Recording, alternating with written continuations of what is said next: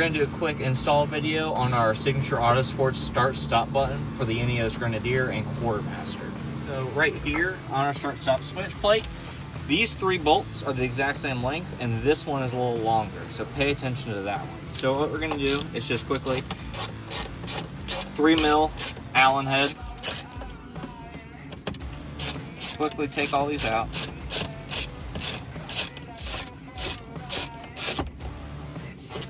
See, significantly longer. So pay attention to that. You want to make sure that our longer screw goes back in the exact same hole. So we're gonna pop open our kit. Here's our start-stop button. If you look, one side is gonna be longer than the other. So just line it up so it's centered. We're gonna take our 4 screws. I'm gonna start with the long one.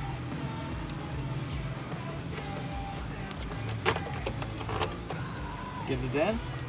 And I'm just gonna catch a couple threads.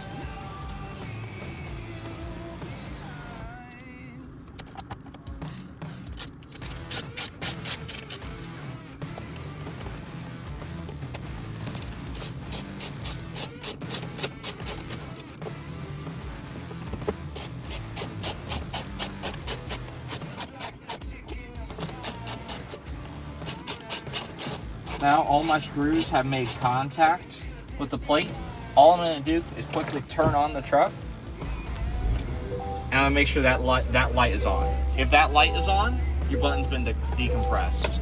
So I can just tighten this up just a little bit more at the bottom and make it even, but I don't really want to squish that button. It's not going to move anything, and that button, if that light is on, your auto start is off. And that's how the plate fixes that problem.